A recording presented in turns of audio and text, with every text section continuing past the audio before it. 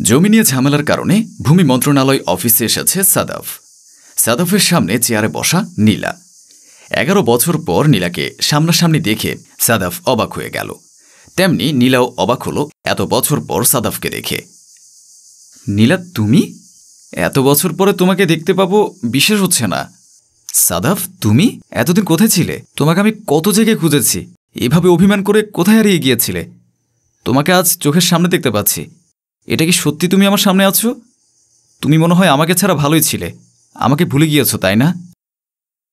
আমি ভালো নেই তোমাকে ছাড়া। কিভাবে ভালো থাকি বলো? আচ্ছা বাদ দাও, বুঝতে পারছি ভালো ছিলে কিনা। যদি ভালো না থাকতে আমার খোঁজ খবর নিতে। তুমি কি কারণে এসেছো সেটা বলো।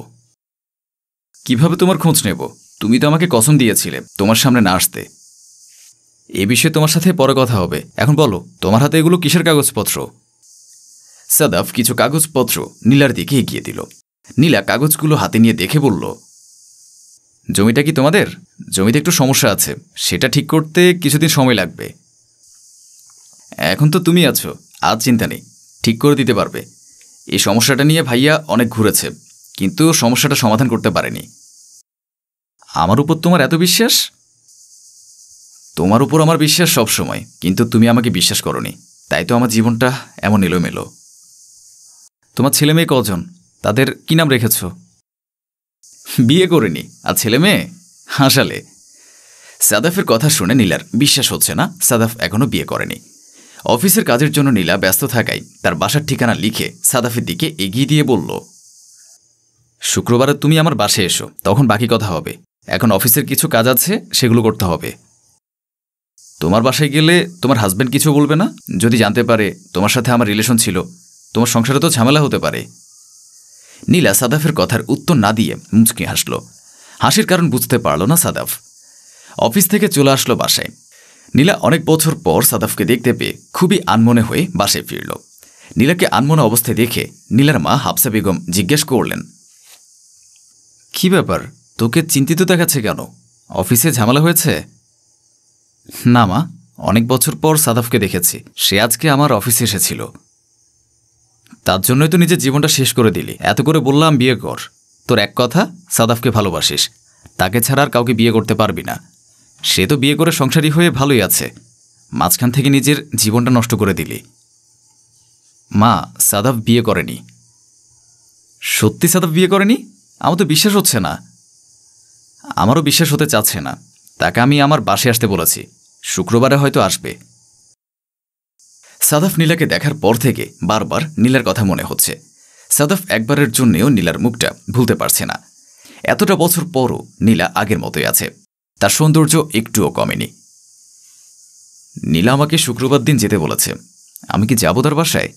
যাওয়াটা কি ঠিক হবে আমার? তার স্বামীকে দেখে তো আমার সহ্য হবে না। আমি এখনও তাকে ভালোবাসি, সারাটা জীবন ভালোবেসে যাব। আমার ভালোবাসার মানুষের পাশে অন্য কেউ, এটা আমি সহ্য করব কিভাবে? কিন্তু নীলাকে আমি বললাম তার বাসায় গেলে তার স্বামী কিছু মনে করবে কিনা। নীলা হাসলো কেন? তাহলে কি সে বিয়ে করেনি? আরে না না, এতদিন বিয়ে না করে রয়েছে নাকি? আচ্ছা কাল তো শুক্রবার, গিয়ে দেখি, কষ্ট হলেও একবার না হয় সংসারটা দেখে আসলাম। কলিং বেলের শব্দ শুনে দরজা খুলে দিল নীলার মা হাফসা বেগম। সাদাফ হাফসা বেগমকে সালাম দিয়ে বলল, আন্টি, নীলা কি বাসায় আছে? আমি তার ফ্রেন্ড সাদাফ, নীলা আমাকে আসতে বলেছিল। তুমি বসো, আমি নীলাকে পাঠিয়ে দিচ্ছি, সে রান্না করছে। বাসায় তো আর কোনো মানুষ দেখতে পাচ্ছি না। নীলার স্বামী সন্তান ওরা কোথায়? আজকে শুক্রবার দিন, নীলার স্বামী অবশ্যই বাসায় থাকার কথা। আর তার ছেলে মেয়ে, তারা কোথায়? এরকম শুনশান নীরবতা কেন? সাদাফের ভাবনার মাঝেই নীলা এসে বলল, আমি জানতাম তুমি আসবে, তাই তোমার পছন্দের খাবারগুলো রান্না করছিলাম। বাসায় আর কাউকে দেখতে পাচ্ছি না। তোমার স্বামী ছেলে মেয়ে তারা কোথায়? কোথাও বেড়াতে গিয়েছে নাকি? বিয়ে করলে তো স্বামী সন্তান আসবে, বিয়ে করেনি, এগুলো তুমি কোথায় পাবে? সত্যি নীলা, তুমি বিয়ে করনি? বুক থেকে অনেক বড় পাথর নেমে গেল আমার। খুশি হওয়ার কি আছে? তুমি তো বিয়ে করেছ, আর বিয়ে করে মিথ্যে বলছো বিয়ে করনি। সত্যি আমি বিয়ে করিনি, আমি তোমার অপেক্ষায় ছিলাম।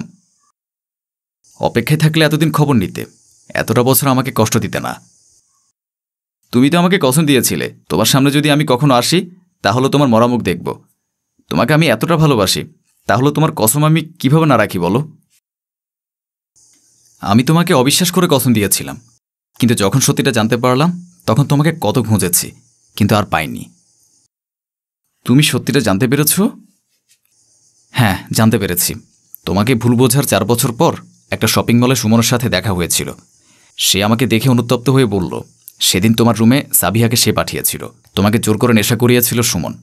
তারপর সাবিহাকে তোমার পাশে শুয়ে থাকতে বলে।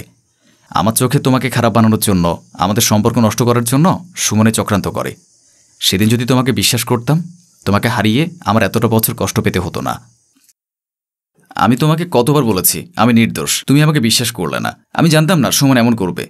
তুমি যখন আমাকে বিশ্বাস করলে না, আমার থেকে দূরে সরে গেলে, আমিও এ দেশ ছেড়ে সব কিছু ছেড়ে পরবাসে চলে গেলাম। এখন যদি জমি নিয়ে সমস্যা না হতো, আর হয়তো আশাও হতো না। আমাকে ক্ষমা করে দাও। অন্যের কথায় তোমাকে এতটা কষ্ট দেওয়া ঠিক হয়নি। আমার ভেবেচিন্তে সিদ্ধান্ত নেওয়ার দরকার ছিল।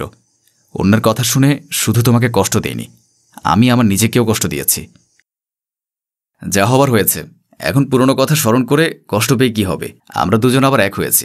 এখন আর কেউ কাউকে হারাবো না। তুমি কি আমাকে বিয়ে করবে নীলা? আমি তো তোমার ছিলাম, তোমারই আছি। তুমি চাইলে আমাকে বিয়ে করতে পারো, আমার কোনো আপত্তি নেই। আমি অনেক খুশি হব তোমাকে পেয়ে। পরের দিন সাদাফ তার ভাই ভাবিকে বলল, ভাইয়া ভাবি, শোনো, আমি একজনকে ভালোবাসি, তাকে বিয়ে করতে চাই। তোমরা তার বাসায় গিয়ে বিয়ে ঠিক করে আসবে। কি বলছো তুমি? আমার বোনের সাথে তোমাকে বিয়ে দেব? তোমার ভাইয়ার আমি আমার বোন ইরিনের সাথে তোমার বিয়ে ঠিক করে ফেলেছি। আমাকে না জানিয়ে আমার বিয়ে কিভাবে ঠিক করলে? তোকে অনেকবার বলেছি বিয়ে করতে, তুই বিয়ে করতে চাস না, তাই তোকে না জানিয়ে আমরা বিয়ে ঠিক করে রেখেছি। ভাবছি এবার তুই বাংলাদেশে আসলে তোর বিয়ে দেব। ভাইয়া, এটা তোমরা ঠিক করোনি। আমি অন্য কাউকে বিয়ে করতে পারবো না। যার কারণে এতদিন বিয়ে করিনি তাকে আমি পেয়ে গেছি, তাকে হারাতে চাই না। আমি নীলাকেই বিয়ে করব। সাদাফের কথা শুনে তানজিনা তার স্বামীকে বলল, দেখছো, যে ভাইয়ের জন্য এত কিছু করলে, সে ভাই অন্য একটা মেয়ের জন্য তোমার মুখের উপর কথা বলে। কিনা করেছে ভাইয়ের জন্য? কত কষ্ট করে লেখাপড়া করিয়েছ, বিদেশ পাঠিয়েছ, আর এখন সে তোমার অবাধ্য হয়ে গেল। সাদাফ, আমি যার সাথে তোর বিয়ে ঠিক করেছি তুই তাকে বিয়ে করবি, এটাই আমার শেষ কথা। দুঃখিত ভাইয়া, আমি তোমার এই কথাটা রাখতে পারবো না। তুমি কেন বুঝতে চেষ্টা করছো না? নীলাকে আমি ভালোবাসি অনেক বছর আগে থেকে, তার জন্যই আমি এতদিন বিয়ে না করেছিলাম। ভাইয়া, আমি নীলাকে অনেক ভালোবাসি, প্লিজ তুমি রাজি হয়ে যাও। তুই ইরিনাকে বিয়ে করবি কিনা, হ্যাঁ বা না বল? আমি তোর মুখ থেকে এখন উত্তরটা শুনতে চাই। আমি ইরিনাকে বিয়ে করতে পারবো না। বুঝে শুনে উত্তর দিয়েছিস তো? হ্যাঁ ভাইয়া, আমি বুঝে শুনে উত্তর দিয়েছি। এখন তুমি আমাকে যা শাস্তি দিতে চাও দিতে পারো। আজ থেকে মনে করব আমার কোনো ভাই নেই। যে ভাই আমার অবাধ্য হয়েছে তাকে আমি কখনো ভাই মনে করব না। ভাইয়ের সাথে ভাইয়ের সম্পর্ক কখনো শেষ হয় না। তুমি রেগে যাই বলো, তাতে কি আমাদের রক্তের সম্পর্ক শেষ হয়ে যাবে? এত যদি রক্তের সম্পর্কে দোহাই দিতে পারো তাহলে কথা রাখতে পারতে। তোমাদের কথা রাখতে না পেরে আমি খুবই দুঃখিত। যত যাই বলো, আমি নীলাকে হারাতে পারবো না। ভাইয়ের অবাধ্য হয়ে সাদাফ নীলাকে বিয়ে করল। এত বছর পর দুজন দুজনকে পেয়ে খুশিতে কান্না করে দিল। নীলা খুশিতে আপ্লুত হয়ে বলল, তোমাকে ফিরে পাবো কখনো ভাবিনি। মনে করেছিলাম তুমি বিয়ে করে সংসারী হয়ে ভালোই আছো, আমাকে ভুলে গিয়েছ। তুমি তো সারা জীবন আমাকে ভুল বুঝে গেলে। কতটা ভালোবাসি সেটা যদি উপলব্ধি করতে পারতে, সেদিন আর ভুল বুঝতে না। আমি অনেক বড় ভুল করে ফেলেছি তোমাকে বিশ্বাস না করে। অন্যের কথা যাচাই বাছাই না করে অবিশ্বাস করা ঠিক হয়নি, তাই তো দুজনেই খুব কষ্ট পেলাম।